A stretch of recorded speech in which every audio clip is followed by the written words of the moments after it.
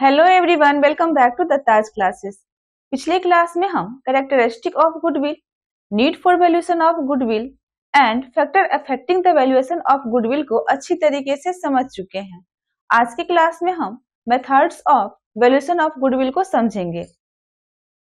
Goodwill दो तरह का होता है,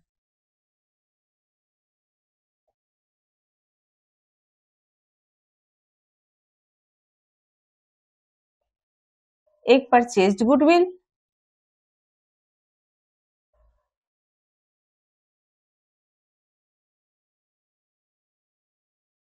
दूसरा सेल्फ जनरेटेड गुडविल।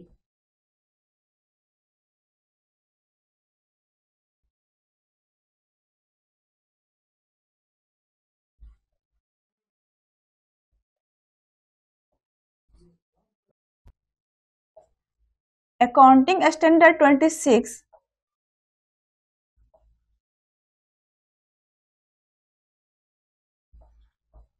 जो कि इंटेंजिबल एसेट के लिए बनाया गया है।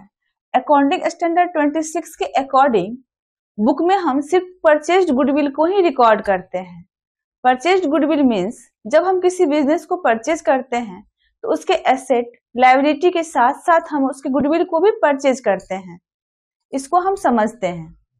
जैसा कि हम पिछले क्लास के एग्जाम्पल में समझे थे कि एक जेआर रेस्टोरेंट है जो कि काफी नामी रेस्टोरेंट है।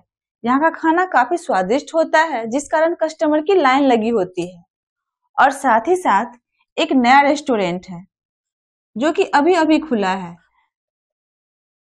New restaurant. यहाँ कस्टमर की भीड़ नहीं होती है, तो ये न्यू रेस्टोरेंट ये डिसाइड करता है कि जेआर रेस्टोरेंट को हम परचेज कर लें। जेआर रेस्टोरेंट का एसेट का टोटल वैल्यू है 10 लाख और जेआर रेस्टोरेंट का लायबिलिटी है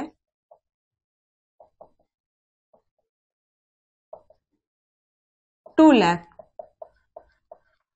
जब न्यू रेस्टोरेंट जेआर रेस्टोरेंट को परचेज करेगा तो इसके एसेट के साथ साथ या इसके लायबिलिटी को भी परचेज करेगा। तो जेआर रेस्टोरेंट का वैल्यू न्यू रेस्टोरेंट के लिए हो जाएगा 10 लाख एसेट का वैल्यू है माइनस 2 लाख इसकी लायबिलिटी है 8 लाख। न्यू रेस्टोरेंट के लिए जेआर रेस्टोरेंट का टोटल वैल्यू 8 लाख है, लेकिन न्यू रेस्टोरेंट जेआर रेस्टोरेंट को टोटल 15 लाख पे करता है।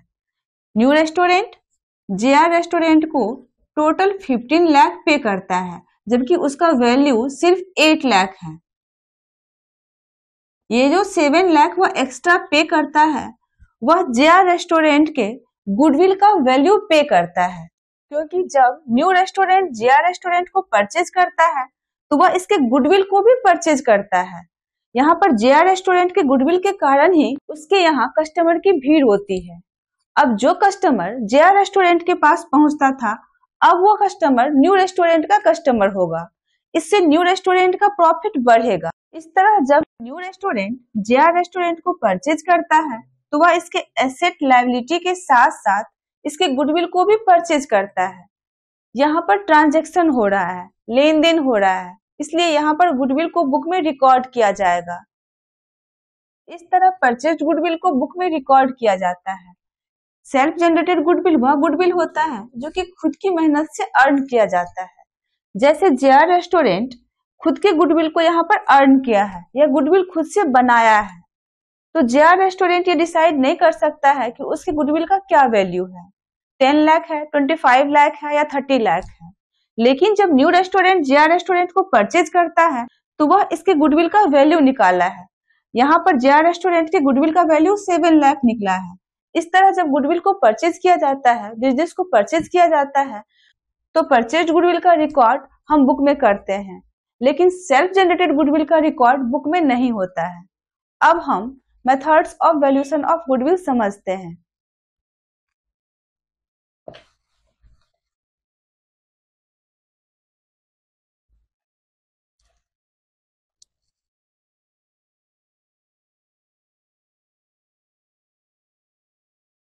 Methods of valuation of goodwill.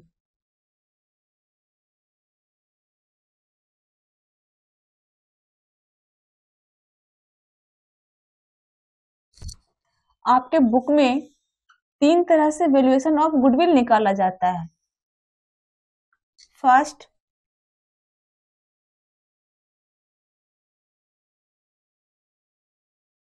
Average profit method.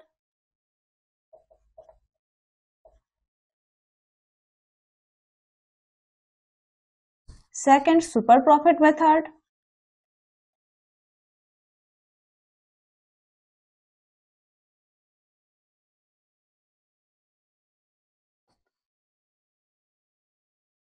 Third, capitalisation method.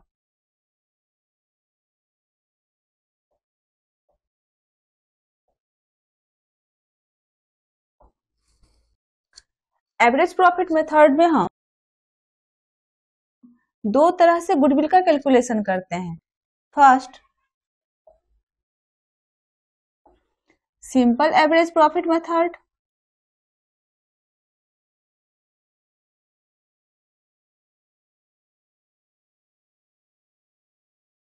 Second, weighted average profit method.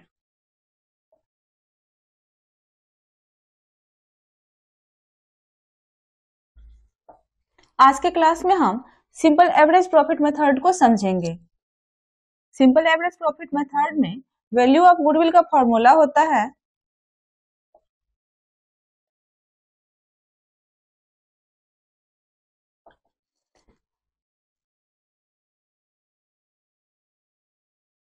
Average normal profit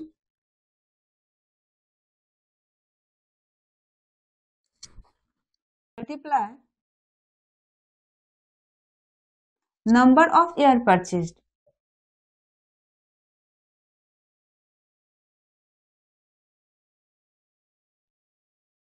average normal profit जिस business को purchase करते हैं उसके पास्ट के प्रॉफिट से निकालते हैं। जैसे जब जेआर रेस्टोरेंट को न्यू रेस्टोरेंट परचेज किया तो वह जेआर रेस्टोरेंट के पास्ट के 2 साल 3 साल के प्रॉफिट से यह अनुमान लगाया कि इतना प्रॉफिट वह नेक्स्ट 3 ईयर 4 ईयर अर्न कर सकता है। पास्ट के प्रॉफिट से वह फ्यूचर के प्रॉफिट का अनुमान लगाया। जैसे जेआर रेस्टोरेंट के पिछले 3 साल का प्रॉफिट 2 लाख, 3 लाख और 4 लाख है। तो न्यू रेस्टोरेंट इसके पास्ट के 3 ईयर के प्रॉफिट का एवरेज निकाल लिया। यहाँ पर 3 ईयर का एवरेज हो जाएगा 43729, 9 lakh bye 3।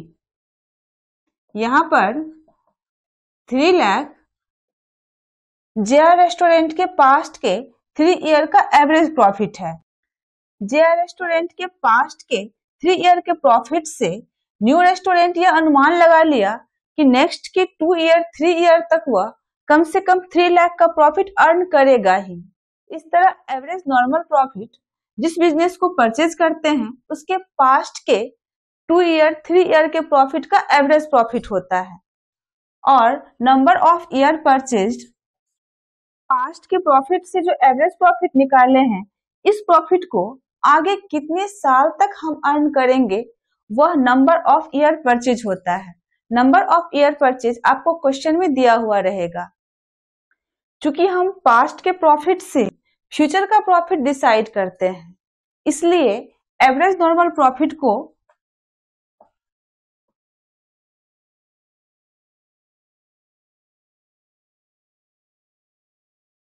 Future maintainable profit भी कहते हैं।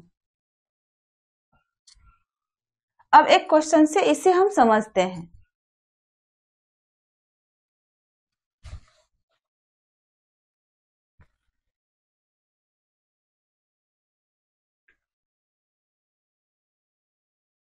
यह क्वेश्चन में हमें वैल्यू ऑफ गुडविल निकालना है। यह नंबर ऑफ ईयर परचेज दिया हुआ है 3 ईयर और लास्ट 4 ईयर का प्रॉफिट यहाँ दिया हुआ है। यहाँ वैल्यू ऑफ गुडविल का फॉर्मूला हो जाएगा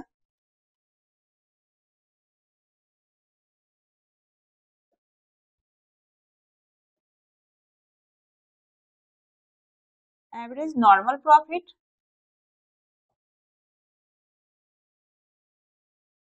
multiply number of year purchase.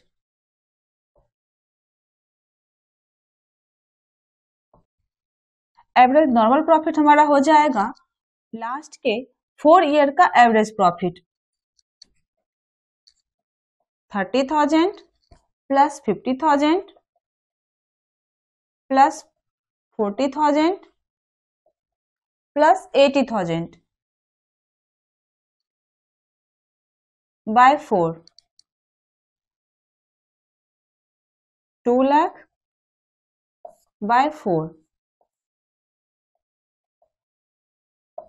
यहाँ पर 50,000 हमारा एवरेज नॉर्मल प्रॉफिट निकल जाएगा।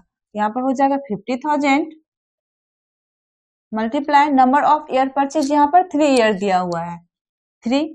यहाँ पर वैल्यू ऑफ गुडविल निकल जाएगा 1,50,000।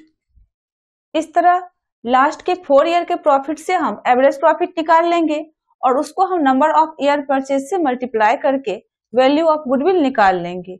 अब अगर किसी ईयर प्रॉफिट के बदले लॉस हो गया तो उस लॉस को भी कंसीडर करेंगे। जैसे इसी क्वेश्चन में अगर 2018 में यह प्रॉफिट हुआ है, 2019 में भी बिजनेस को प्रॉफिट हो रहा है, 2020 में 40,000 का यहाँ पर लॉस हो रहा है और 2021 में 80,000 का प्रॉफिट हो रहा है।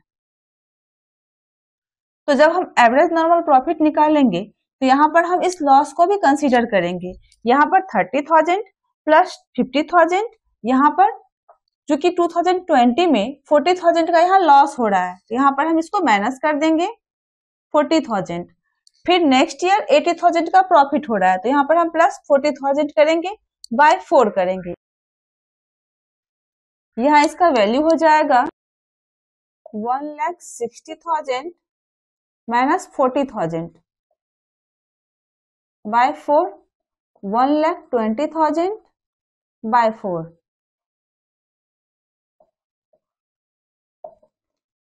यहाँ 30,000 का हमारा एवरेज नॉर्मल प्रॉफिट निकल जाएगा और वैल्यू ऑफ गुडविल हो जाएगा 30,000 मल्टीप्लाई 3, 90,000। इस तरह जब लास्ट के 3 ईयर 4 ईयर के प्रॉफिट से हम एवरेज प्रॉफिट निकालेंगे तो किसी ईयर अगर लॉस हुआ है तो उस लॉस को भी हम कंसीडर करेंगे और उसके बाद हम एवरेज प्रॉफिट निकालेंगे और फिर उसको हम नंबर ऑफ ईयर परचेज से मल्टीप्लाई करके वैल्यू ऑफ गुडविल निकालेंगे। आज के क्लास में इतना ही। नेक्स्ट क्लास में हम 1-2 क्वेश्चन और सॉल्व करके इसे और अच्छी तरीके से समझेंगे। Thank you.